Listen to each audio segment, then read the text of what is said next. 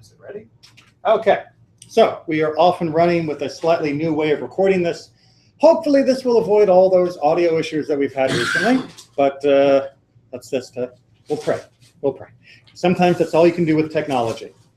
So we are here now into our third Torah portion of the new cycle. Lech, Lecha, exactly. It didn't take long, did it? We've gone all the way from Adam through Noah, and now we're up to the story of Abraham and Sarah. They come as a pair, right? It's important to remember that because it becomes a rather important plot point later on that it is Abraham and Sarah that is the Mount Sinai, because Abraham and Hagar have a different relationship and a different outcome. So we have the story here of Abraham and Sarah, and we talked a little bit last year about why Abraham was chosen to have this special relationship with God, or perhaps in another way, why Abraham chose to have this relationship with God. We're going to sort of build off of that a little bit of the broader implications of his choice and of that choice then for future generations. So we're going to get down to work straight away. We're on page 69. We're actually going to start at the beginning, although we will take a peek at the end too. So we're on page 69, which is, of course, chapter 12, verse 1. I'm looking for a volunteer to read. Edie's hand was up first. Right, that's all right. I'll gladly give it to somebody else. All right. Yep, we only got a few words on that first page. That's right. I've got to get ready to turn. The Lord said to Abram, "Go forth from your native land and from your father's house to the land that I will show you. I will make of you a great nation, and I will bless you. I will make your name great, and you shall be a blessing. I will bless those who bless you, and curse him that curses you. And all the families of the earth shall bless themselves by you." Abram went forth as the Lord had commanded him, and Lot went with him. Abram was 75 years old when he left Haran. All right, pause there. We're going to get a little more, but pause there. So our story so far seems to be starting in the middle. All right, we have this guy named Avram. Notice he's not named Avraham yet. And right out of the gate, we've got this incredible command, which is Lech Lecha. Go you, or go to you, or go for you. There's a lot of different commentary on why we have the Lecha of the Lech. And what's God asking Abraham to do, or Abram? Leave his home. Leave his home. Leave everything. Right? This is not a small thing.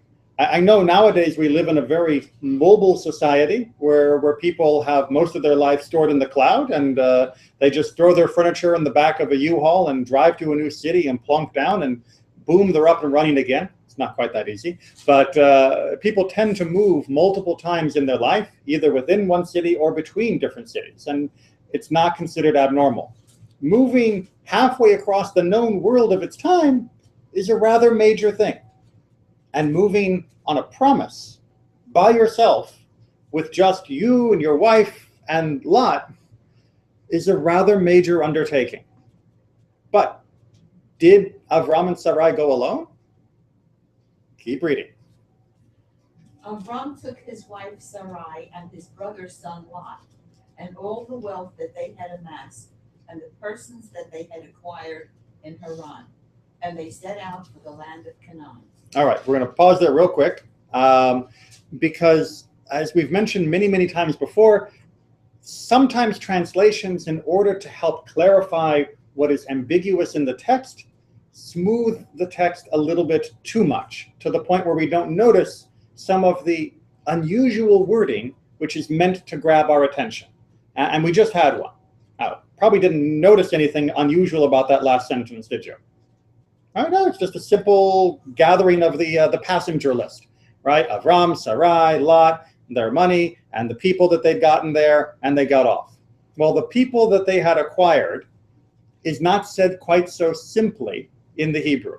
If you look over back there, and we're in verse 5, it says, let me just find my place here, V'et hanefesh asher asu v'charan, and the soul that they had made in Haran. A little bit more ambiguous. Now, the translator here, the Jewish Publication Society, is translating it in sort of a extremely mundane way and saying, well, you know, they would have taken all the people that they had gotten. And the word nefesh can mean both soul as well as just that which has a soul, meaning a person. So it doesn't necessarily mean the spirit of a person. It can just be a guy or a woman. And to make, well, make, buy, you know, they probably had servants and such, so that's probably what they were talking about. So JPS takes a very mundane translation. That's not the interpretation that our tradition has given to this section. What could it mean that they brought with them the souls that they had made in Haran? Any of your own gut interpretation? The commentary says it's, Oh, reading commentary, that's cheating. What's the commentary say? they are converts. They brought what? Converts, people they had convinced to believe in one God. So they brought people who had converted, that Avram and Sarai served as exemplars for this radical new idea of monotheism, of a connection to one God rather than idols, and that attracted other people with them. And so that when they leave Haran, the people who they had attracted to God came with them. But how did the commentary get that from this sentence? The souls they had made. They made, yeah. Yes, the souls they had made. So what does it mean to make a soul? The Jewish soul, converting or to believe in one God. To believe in one God or a Jewish soul? An interesting dichotomy. And not necessarily opposing, but are we necessarily saying then that Avram brought with him a whole bunch of Jews? No. No, because there was no Judaism yet. Right? Remember, Avram wasn't Jewish. He was a proto-Jew. he was a monotheist of the first order, and a leader of people who were beginning to grasp this idea. But Judaism, as being defined by the covenant of Sinai, wouldn't happen until the generation of Moses. And that's still a few generations away. So he wouldn't necessarily have been bringing Jews with him. He would have been bringing people who were proto-Jews like himself. They were the beginning of what would become the nucleus of our people. Make sense? Okay, good. Because you're going to hold on to that, because we're going to realize that the bar is about to get a little bit higher. So if you want to go ahead and look ahead at chapter 17. Thank you, page 89. Chapter 17, verse 1. And Edie, if you want to carry on with the reading. Okay. I got a quick question. Please. When we look at the Hebrew, it says Avram. Yes. Why then does it say in the translation Abram? Let me. Is that a silly No, question? I'm just trying to think. I'm trying to think of how to answer it politely to the translators. The translators are following the old conventions of what names, how we rendered biblical names in English, and a lot of those conventions don't make a lot of sense to us. They made sense at the time, and they make sense for some other reasons. So, for example, the name Avram is spelt with a vet. Yes. A vet is really the same letter as a bet. I know. But the vet sounds like a vav, right? So if you're a transliterator, if you're someone who's trying to render a vet into an English letter, how do you avoid people thinking that it's a vav? And the solution by the early translators, which I disagree with, but you know, who am I? I wasn't hired by King James. And actually it was even before that, was to say, well, this is basically a bet anyway, so we'll just make this a B. Similar problem comes up and has created all sorts of issues in the modern world with how you translate that letter. What? Well, it could be a s, right? It could be an S sound, or it could be a TH. You ever wonder why there are so many Beth Els congregations, or Beth Israel, or Beth Jacob, when there is no sound in Hebrew? Yeah, right. Right? Ask an Israeli who hasn't practiced their English a lot to make a sound and see how far you get. This is not a native sound for Hebrew. But this was their way of saying, we're talking about this letter, we're not talking about that letter. That one gets a T, this one gets a TH, and then a bunch of English speakers see the TH, and they don't think this, they think, and we end up with Beth everything. Even though there's no reason. It should be bait. Sorry I asked. Well, we can talk about the J issue another time. Speaking as a Joshua, and it even becomes more problematic when they start using J's and the J pronunciation when talking about God's name. But that's for another class. But you're absolutely right. There's no good reason. Yeah, because that, if I had seen the Hebrew first, right, I would know to say Avram, and I said Abram because that's what I'm reading. Exactly. If your goal is to pronounce the names as they are rendered in the Hebrew, the English is not your friend. Yeah, well, when you said Avram, so. Exactly. No, you didn't do anything wrong, and your question was great. You just probably got more than you were bargaining for in the answer. Okay. When Avram was 99 years old, the Lord appeared to Avram and said to him, I am El Shaddai. Walk in my ways and be blameless. I will establish my covenant between me and you, and I will make you exceedingly numerous. Keep going. Avram threw himself on his face, and God spoke to him further. As for me, this is my covenant with you. You shall be the father of a multitude of nations, and you shall no longer be called Avram, but you shall be called Avraham. Avraham. Okay, Right. I have to look for the. Okay. Are taking the phrase Hamon, which means multitude. That hey from Hamon is being added into Avram to give us Avraham. Okay. For I make you the father of a multitude of nations. I will make you exceedingly fertile and make nations of you, and kings shall come forth from you.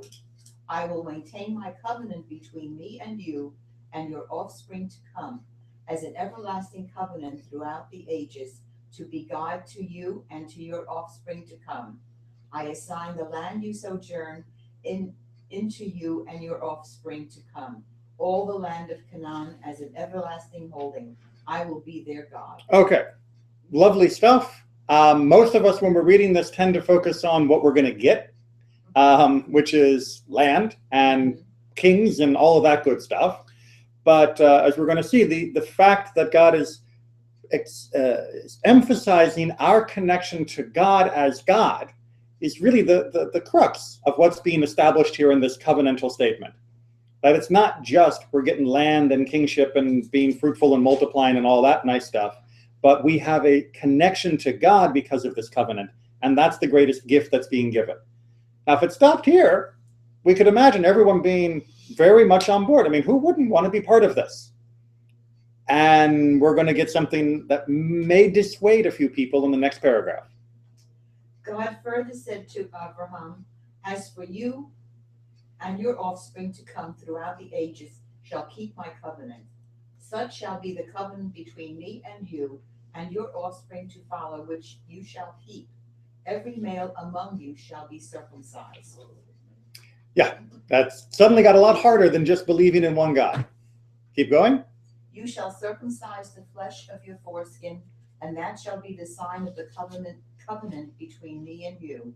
And throughout the generations, every male among you shall be circumcised at the age of 8 days. As for the homeborn slave and one bought from an outsider who is not of your offspring, they must be circumcised, homeborn and purchased alike. Thus shall my covenant be marked in your flesh as an everlasting pact. And if any male who is uncircumcised fails to circumcise the flesh of his foreskin, that person shall be cut off from his kin. He has broken my covenant. Okay, so suddenly got much harder. If you remember last week, we were talking about the Noahide laws, right? You remember from last week that discussion? And we talked about this whole category of all of humanity that is bound by 7 simple, relatively simple rules. And the first, of course, was monotheism. I'm not going to take the time to write that out. Now we are getting a differentiation.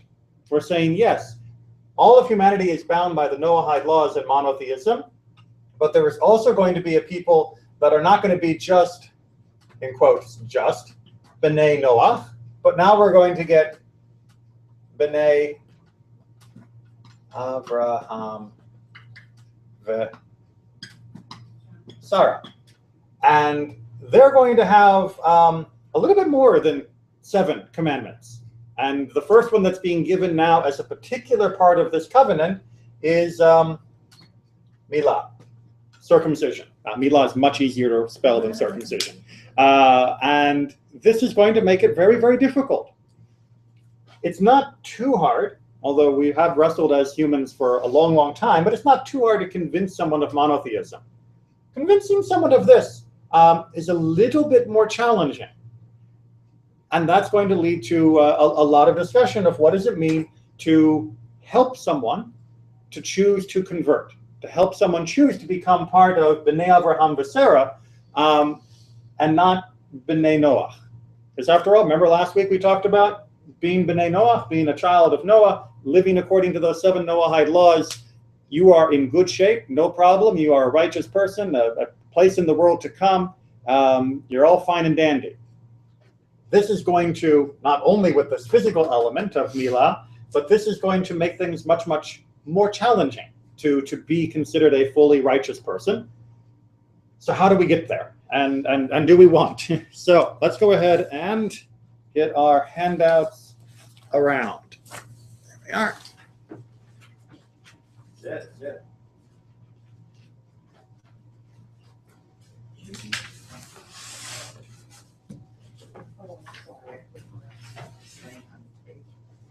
What's that? Go say Noah on them.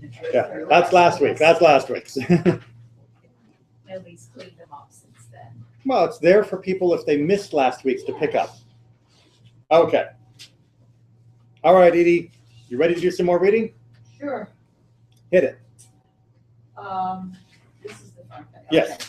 Rama said there can be no valid marriage until after conversion. Rav Yosef. Right, that's a shorthand way of saying that if you have a Jewish person and a non-Jewish person getting married, according to Jewish law, that marriage is not a binding marriage. It's not legal. It doesn't have any lasting effect on their legal status of being husband and wife. Once the non-Jewish person has converted, then such a marriage would be no problem. But there's a challenge. Rav Yosef cited against this. Solomon allied himself by marriage with Pharaoh, king of Egypt. He married Pharaoh's daughter. So what are you talking about? King Solomon married Pharaoh's daughter. Now, chances are Pharaoh's daughter wasn't Jewish, was she? So how can King Solomon be marrying Pharaoh's daughter? And the rebuttal? He arranged for her to convert. No problem. Pharaoh's daughter must have converted. That solves the problem very nicely. So Solomon, yes, he married Pharaoh's daughter, but Pharaoh's daughter was a convert, so we're in good shape. But converts were not accepted in the era of David or of Solomon. But according to rabbinic teaching, during the time of David and Solomon, converts were not accepted. That is to say, if you came knocking at the gates of Jerusalem and said, "Hey, I'd like to become Jewish," they would say, "Sorry, not right now." Why would we turn someone away during David and Solomon's reigns in particular? The answer? That is solely because of the royal table. Which doesn't really answer it so clearly, does it? Royal table. That's only because of the royal table. We didn't let people convert during David and Solomon because of the royal table.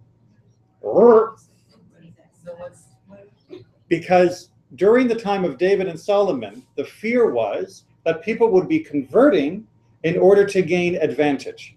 They wouldn't be converting because of their belief in monotheism or their desire to be part of B'nai Avraham v'Sarah.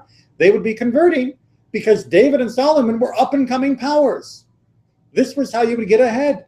The same way that in the 1930s, 40s, and 50s, and even into the 60s in this country, many Jewish people converted to Christianity to get ahead in business or to get ahead in politics. There was a real concern that people would be saying, David and Solomon, these guys are incredibly powerful kings and rulers and the very prosperous nation. I want a piece of that. Not, I want a piece of God. Not, I want to be part of the covenant. But I want to be part of this political upswing. Because they got a good table. Look at all the stuff on their table. I want some of that for me.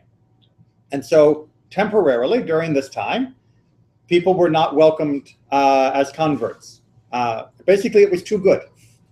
If the Jews have it too good, then we're not sure that you are converting because you want to convert. You may just be converting to ride the coattails. Sense? But nevertheless, we still got Pharaoh's daughter. And she eventually apparently converted. So how do we reconcile her converting if they weren't accepting converts at that time? And we know that he couldn't have married her without her converting.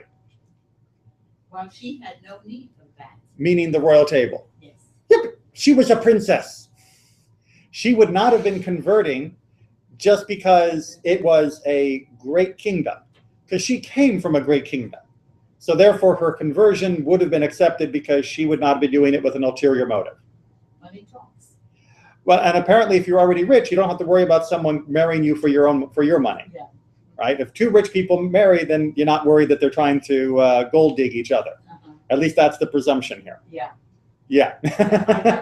Yeah, may or may not work out in practice, but that seems to be the principle. And by the way, there is a modern practical application of this for many years in Jewish tradition.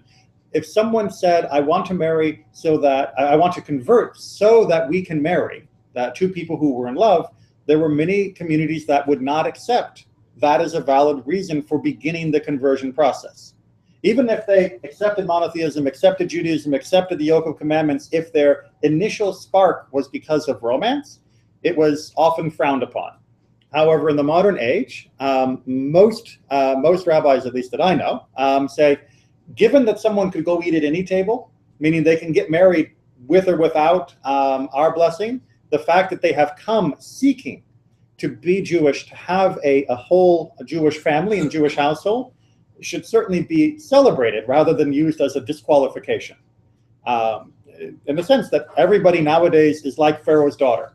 They could go anywhere and be perfectly fine in their own world. The fact that they've chosen to convert, even if it was begun under the romantic auspices, should not discourage us from accepting them.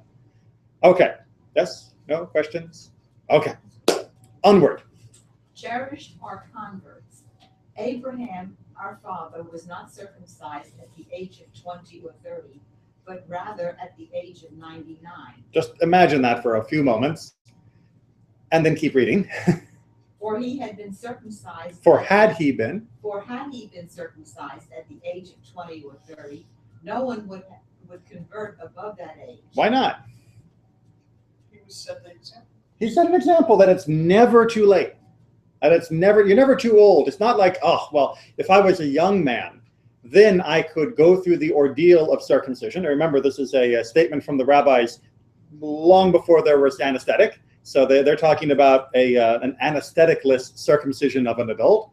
And they're basically saying that if Abraham had gotten circumcised when he was a young man, then only young men would think they would be strong enough to go through that process. But by getting circumcised at 99, he allows everyone else to come as well and not worry that they won't be able to handle it. Instead, God walked with Abraham until he reached the age of 99, in order that the door not be shut in the face of converts. So Judaism has a very welcoming attitude in the legal principle towards helping people to become children of Abraham and Sarah, helping people to become members of the Jewish people. And yet, legally, Judaism may be welcoming, culturally, socially. We don't always see it in full measure. That is to say, the law codes, the Talmud, the Mishnah, certainly the Torah says those who wish to come and be part of our covenant are welcome. And yet, in many people's hearts, those who have chosen to convert are not always accepted with open arms. Those who are looking to convert are not always accepted. And even when someone has converted, there's often a little bit of a, attitude towards them. And this goes back millennia. It's not just a modern phenomenon. And in fact, there was a letter written to Rambam asking about the status of someone who had converted. And the man wanted to know, he said, look, I converted to Judaism. Does that mean when I pray, I can say, my father Abraham, Avraham Avinu, our father? Because technically, I'm not descended from Abraham. And that's not just a question of what am I going to call myself in casual conversation. It's a question of whether or not I can lead the congregation in prayer. Because right at the beginning of the Amidah, we begin by saying, our God, the God of Abraham, the God of Isaac, the God of Jacob, the God of Sarah, the God of Rebekah, the God of Rachel, the God of Leah. Well, if I'm not from them, if I'm not biologically from that chain, can I say that honestly from the Bima and lead the congregation in prayer? And if the answer was no, then that means anyone who converted would never be able to serve as the Shliach Tzibor, as the leader in prayer. And so this man wrote to Rambam, asking him, what do I do? And here's Rambam's answer. The root of the matter is that it was our Father who educated all the people and enlightened them and brought many under the wings of the Shekhinah, teaching and educating them. He instructed his sons and the members of his household after him to keep the way of the Lord. Therefore, all who convert through the generations and all who affirm the unity of the Holy One, blessed be He, are disciples of Abraham, our father, and members of his household. Just as he brought back the people of his generation through his words and teaching, so too has he brought back all future converts by means of the instruction to his children. Thus Abraham, our father, is a father to his upright seed who follow his ways, and a father to his disciples, namely every future convert. Therefore, You shall therefore say, our Lord and the God of our fathers, our God and the God of our fathers, for Abraham is your father. And you should say, who has given our fathers an inheritance, for the land was given to Abraham. Rambam's letter to Ovadia. So as you just saw when we were reading back in chapter 17, it talks about God giving Abraham the inheritance of Canaan. And this is reminding us that that inheritance is shared among those who may not be biologically descended from Abraham, but are spiritually descended. Now, notice the way Rambam does this. His brilliance is just never something we should underestimate. Because he doesn't just say, you've converted, so you have all the rights and privileges of a native-born Jew, and that's the end of the story. He tries to show the exact chain whereby this is not just metaphorically or poetically true, but is literally true. He says, look, you've got Abraham, and then you've got the convert, and you have the, we're just going to abbreviate it as native, the native-born Jew. And he says, what claim does the native-born Jew have to being the descendant of Abraham? What does Rambam argue? What's the claim?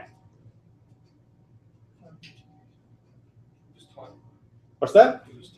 Exactly, the teaching. And he says the teaching of Abraham made it to the native Jew, and that's why he is as it was the exact phrase, an upright seed who follows in his ways. But that teaching was passed through the successive generations. Because certainly no native-born Jew was actually taught directly by Abraham face-to-face, because it was a while ago. And he says, and the fact that there is a few chains this way doesn't stop the fact from being true that it's originating from the same source. And therefore it is the same paternity for the convert as it is for the native-born. Wasn't Abraham a convert technically? Absolutely. Abraham was very famously, according to the Midrash, raised in an extremely idolatrous setting. And so he discovered God. And we talked about that last year, and I refer our YouTube watchers to check last year's video. He sort of discovered God through his own process of investigation. And so absolutely, Abraham went from being a non-monotheist to being a monotheist, which is the essence of conversion in this sense. And why should we look, some of us look differently at converts? So why do people look differently? The law is clear, and yet the community attitude can sometimes be confusing. I'm very thankful that at Temple Israel, I don't see this hardly at all. But I have seen it, and I've read and heard of the effects in many other circumstances in very, very debilitating terms. Right now, there is a bill in the Knesset trying to broaden, even among the Orthodox, the ability to have more options for conversion within the land of Israel. And it is being fought tooth and nail to prevent it from going through. And why? I mean, why? We're not talking about, God forbid, allowing conservative or reform rabbis to do conversions in the land of Israel. We're talking about other Orthodox rabbis being allowed to do it, and it's still being fought tooth and nail. Partly in Israel, that's a political issue, but there is a cultural stigma in some people's minds. Thankfully, a minority. Thankfully, most people have listened to what our teachers and sages have taught, but there is within some people. If we read the next paragraph, we'll see that issue is not new. Is it suspicion on the part of people that they're suspicious of the convert or the convert to be them at their actual motives? Or So it might be a suspicion of, why are you doing this? yeah, Because to be a Jew, so it is not easy, but I will say that I have heard from people not intending it as such, but have stated it casually, and sometimes truth is spoken in jest and in casual conversation, that they don't understand why anyone would want to be Jewish. But how can we not understand why someone would want to be Jewish? I mean, do we not value our Judaism? Does it not give us the greatest spiritual satisfaction, the greatest comfort and support in our lives? So why wouldn't someone want to have that? We talked about David and Solomon's royal table, but we eat at the table of the king, capital K. Why wouldn't someone want to eat at that table in the manner that we have? And yet many people who don't value their own Judaism personally see that there must be an ulterior motive for someone converting, because they would not imagine themselves converting had they not been born Jewish. And so if I can't imagine myself doing it, you must be doing it for some other reason. Well, you could take that a step further and say the one that is marginal or, just born and accepting is looking at someone who might be more zealous and more righteous in their, when you're taking on something new, you want to do it completely, fully, and, probably more earnestly than someone who just has been born into it, and that could be a very disturbing mirror to be placed in front of you. Correct. And the enthusiasm of a convert will shame those who are marginal in their commitment to Judaism. And there have been cases I know in my personal life where it's almost finger pointing. Why aren't you doing this? Going one more step to make it a little aggravating for the person who was, this is the way I live my life. You live your life. Right. And it's like, I don't have to do it that way either. Correct. And also we have, when you raise the issue of marginality, we also have to remember that many people hold their Judaism more as a cultural norm than as a spiritual path. So they don't really embrace their Judaism as being a spiritual calling. They see it as being a cultural inheritance that they happen to have been given. It's expressed in their art and their music and the movies they like and the food that they eat, and they do certain ceremonies that celebrate it. But the spirituality of Judaism is not really a big part for them. And a culture That is to say, a pure ethnicity is something very hard for an outsider to adopt 100%. You know, no matter how many times I try to throw a caber, I'm not going to be Scottish. You know, no matter how many times I eat pizza, I don't become Italian. And for people whose Judaism has been reduced to the nub of only an ethnic identity, they often resent someone trying to take their ethnic identity when what the convert is really trying to do is embrace the spiritual path that the other has left behind. And that creates a lot of resentment as well. Time and time again, I've been exposed to somebody who is a convert who has said to his or her spouse, I'm willing to keep kosher, you know, and the spouse says, who is Jewish, Yes. says, oh, that's not necessary, you know, let's not do that. Let's not go that far. Let's say, oh, no, nobody does that. Exactly. Well, so shouldn't we be going to shul this Shabbos? Nobody goes there. Shouldn't we be there on time when the services start at 9:30? Nobody gets there on time, says the Jewish spouse. Indeed, it's not an unusual statement. Because suddenly they're laid bare, you know, because they're not observant, and the convert is and wants to be. Correct. And they're kind of ashamed, you know. Oh, you know, let's not bother with that. So from every different angle, from both those that are the ultra strict and restrictive in their interpretation, and those that are the least connected spiritually to Judaism, we can find a bad attitude, to put it bluntly. And like I said, this is not new. So if we were going to read a section here from Josephus, who was writing in retort to Apion, who was one of the earliest formal anti-Semites that we have a record of. Apollonius Molon condemned us for refusing admission to persons with other preconceived ideas about God, and for declining to associate with those who have chosen to adopt a different mode of life. So if I can translate that into English. So apparently the Jews were being criticized that we didn't want to hang out with people who worshipped idols. That we didn't want to go to the circuses where the animals were being slaughtered for sport, or where the Colosseum games where humans were being slaughtered for sport.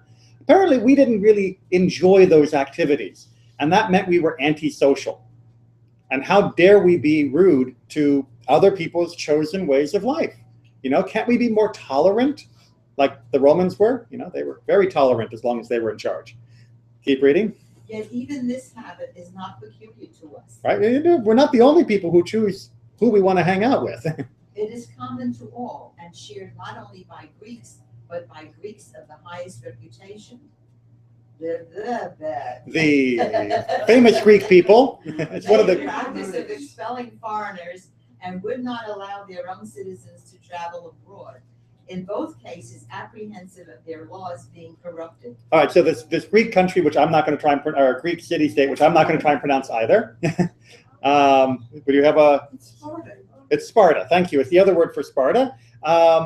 They also were extremely particular. In fact, they were so particular that foreigners were not allowed in, and their own people were not allowed to just travel casually for fear of corrupting their laws, their system of life.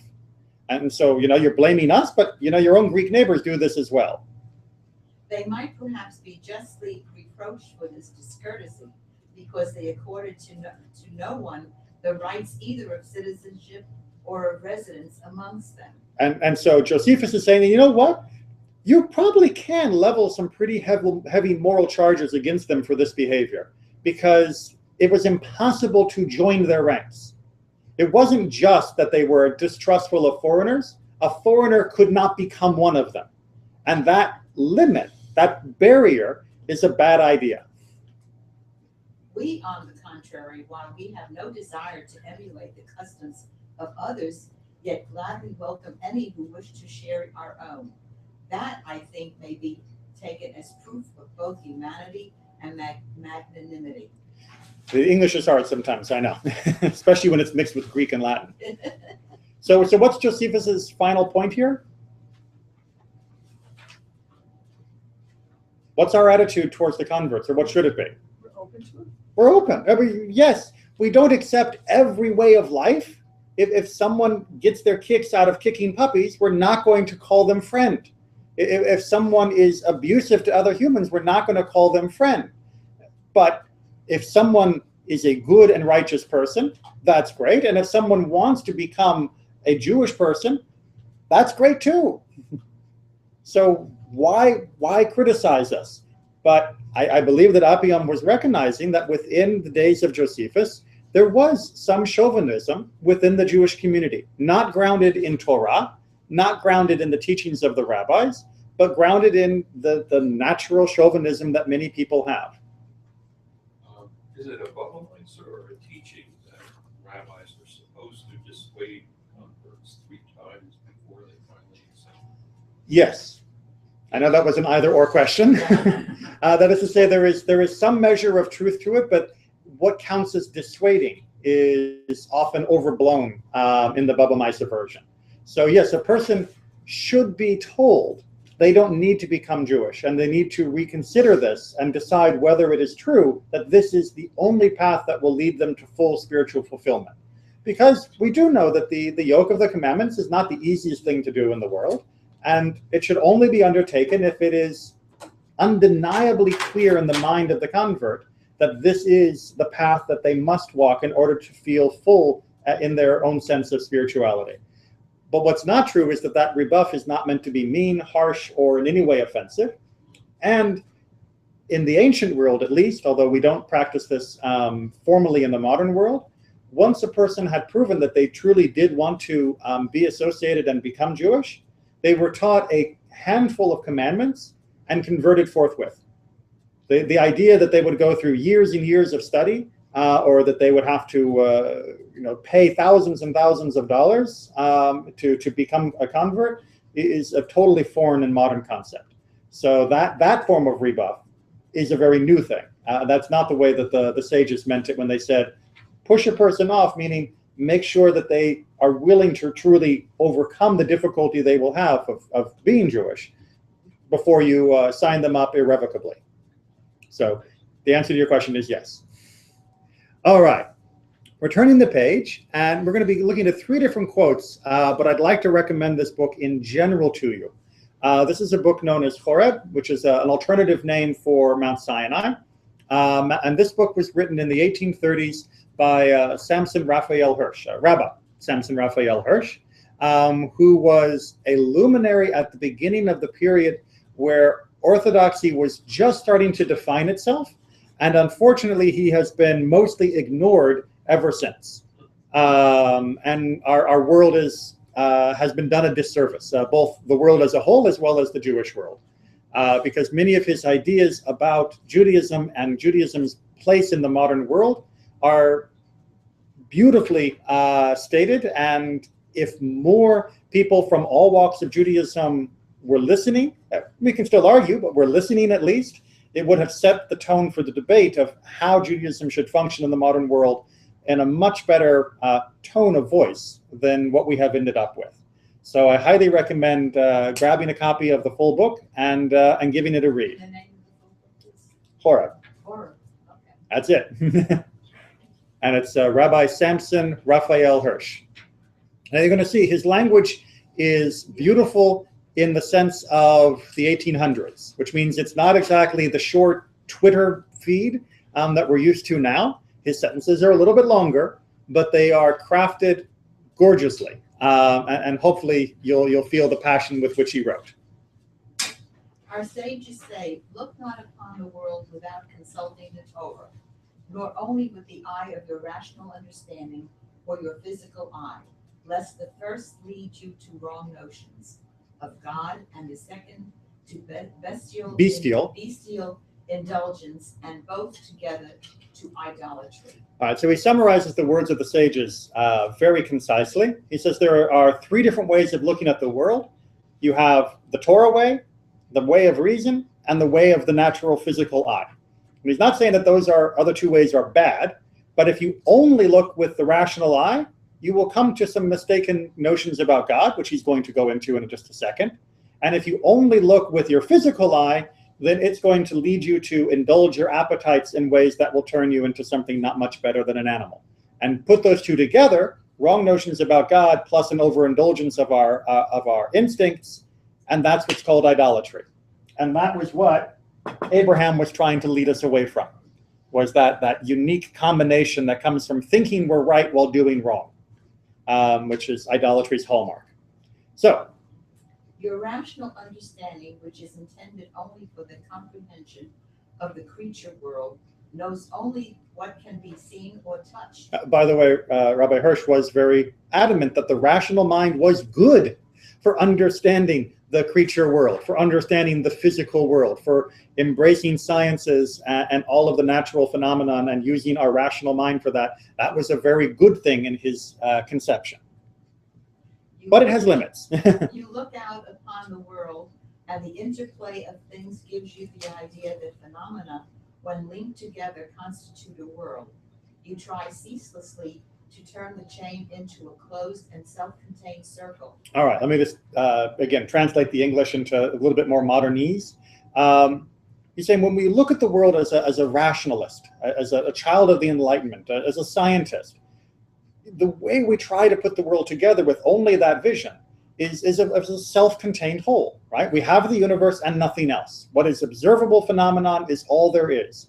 And then we try to figure out how all those pieces fit together, the intricacies of reality. That's the scientific process. And that's not a bad thing in and of itself. But when that becomes the only reality with which we are willing to admit exists, then we get into a problem because we're missing that it's not a self-contained whole, that it has value added by an outside force. But we might even admit that outside force and still get it wrong. Keep going. And even if you suspect the existence of other forces and you do not succeed in closing the circle, if your chain of reasoning leads irrefutably to one force which you regard as the first and which you posit as the original motive force of phenomena, and you call this original force God. This is not the personal holy God of the Torah, who existed before all existing things, who is above all things and yet penetrates all with his omnipotence and universal love. What you attain to is the denial or misrepresentation of God. So he's saying, okay, fine, you're sitting there quietly contemplating the nature of reality.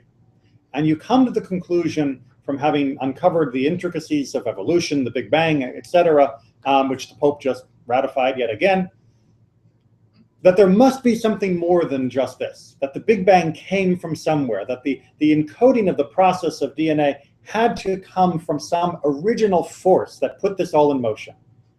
If that's as far as you get and you feel then satisfied with your understanding of God, you have created a misrepresentation, or in fact, you're denying what God actually is. Abraham, when he sat out famously in the Midrash and saw the stars going across, and then the moon, and then the sun, he didn't only come to the conclusion that there was a distant, in the past, primal force that set the universe in motion. He came to the conclusion that God was with him, and that God was present in his life.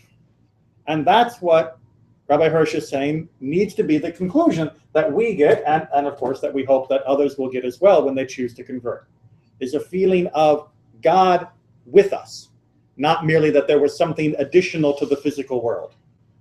Make sense? Maybe? Okay, let's keep going on this theme of love that he mentioned there. But we can still go higher. I, the Lord, the personification of love and Father of all beings around you, have called them all, like you, to life and well-being. If you love me, and because you love me, love my children, rejoice in their well-being, see in each my work, my child, in his welfare, the prospering of my work, and my child, in his woe, the decay of my work, the suffering of my child. Love, therefore, the master in the work, the father in the child. So what's he saying that we should see and feel when we look at another human being? This too is God's creation. This too is God's creation. This is God. This is the child. If I love the Father, I have to love the child.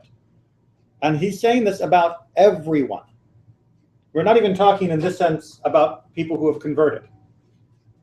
Rabbi Hirsch, who was writing at a time when anti-Semitism was becoming more and more endemic in Europe, is saying, if you see someone else, another human being, you must see in them God and must recognize them as being a child of God. And if you love God, you must love them. I know we don't talk about love enough, do we? No, it sounds a lot like a Christian idea. It sounds a lot like something that Christians have said. Unfortunately, many times in history, not lived up to. But it is sad that this doesn't sound like a Jewish idea, because it is intrinsically a Jewish idea in ways that go back to the earliest statement. Right? The earliest statements from Adam and Noah and Avram before he was Abraham was, these are good people. And good people should be loved no matter where they are, who they are, where they're from. And more so, all of humanity is a manifestation of God's love. And when they are suffering, you should be sad for them. And when they are happy, you should rejoice for them. And if you don't, then you don't understand God. Many of the things that are Israel, for example, when there are problems in other parts of the world, they are among the very, very first. Absolutely. To be there, go there. So in that sense, they're showing their love. Israel in specific and Jews in general are among some of the most proactive philanthropic forces in the world. Absolutely. And that is testimony to the teachings of Abraham that have come to his seed. But the conflict that I when I look at what goes on among and I know that I'm generalizing, but among the ultra-Orthodox already in Israel, particularly, speaking of Israel, the hatred and the anger that they show Jew against Jew. And leaving Jew against Jew aside for one moment, the distrust and antipathy towards non-Jews is even more disturbing. Against us, we are their rightful opponent for many of our arguments, as Judaism has always been. We've always had people who are on different sides of most issues. We should argue with love and not hate. I agree with that, but at least I understand why they're arguing with us. But for the non-Jew, when you read books that are given to Jewish children in some of these communities that say a Jew never makes friends with a goy, that it is forbidden to have a friend that isn't Jewish, I don't know what Torah they're reading. I don't know what tradition they're drawing from, because it's not the tradition of Abraham, who opened his tent to everyone. And it's not the tradition of our people who opened our doors to all who wanted to live a good life. Again, we didn't invite in the people who were gladiators and murdering each other for sport, but we invited everyone else in. And it's certainly not the voice of Rabbi Hirsch that was speaking back at a time when Jews were under much greater pressure and persecution than they are today. I know it doesn't feel like that this last year in particular, but we can't overestimate the difference between what the hate was like back then to now, and how we were called upon to respond with vigilance, but also with love. And to sort of finish that theme off, Edie, if you can read this last selection.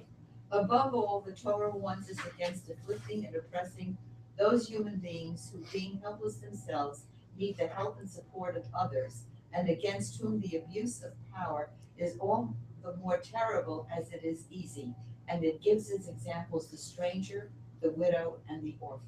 So we're just going to look at the first example of those three, the stranger. Now, the stranger can mean variously in Jewish texts the person who is completely outside of our community, unknown to us and coming, but still a fellow Jew.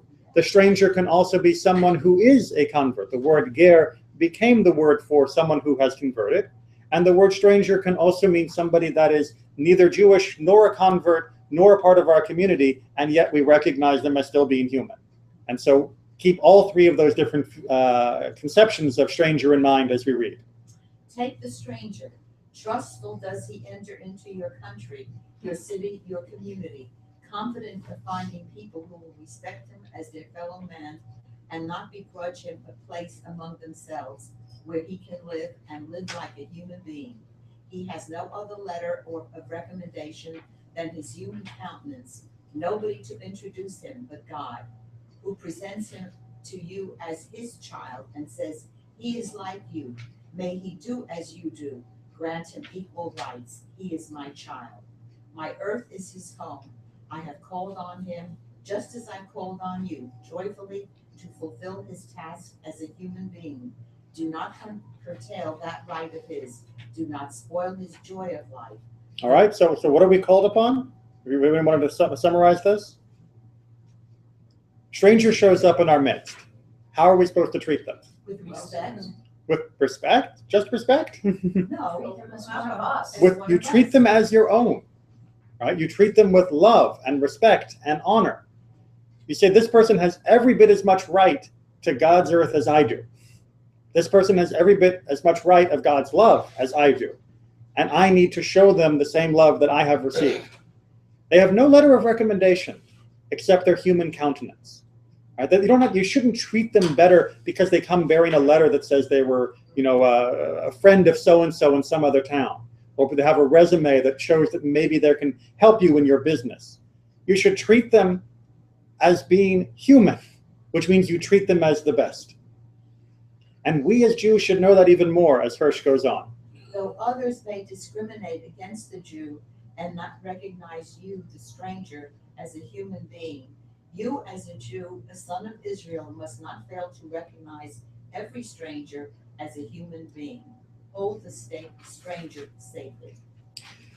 That's what it means to be, I erased it, but that's what it means to be B'nai Avraham v'Sarah, to be a child of Abraham and Sarah, is to live up to this ideal, whether it be for people that have chosen to ally themselves with us and become children of Abraham and Sarah as well, which is why that is the formal name given to someone who converts for their parents' name, or whether it be somebody that isn't converting and isn't a Jew, but is nevertheless a good person. And remember, good is assumed until proven otherwise. The stranger is not suspected until they've given us reasons to suspect them. If someone shows up and we don't know them, we assume the best. We assume that they are a good person, that they are going to be a wonderful part of our community. That's the ground, the foundation that we come from. And it all ties back to Abraham's realization that there is a God. And that there is a God that is the same God for everybody on earth. And that God loves everybody on earth.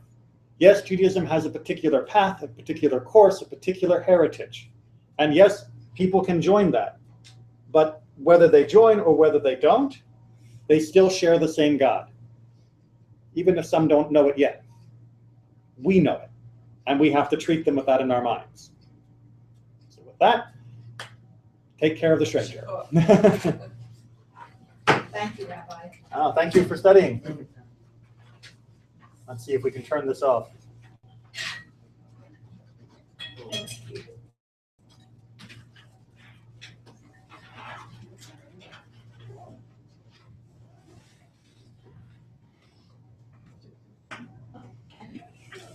Thank you very much.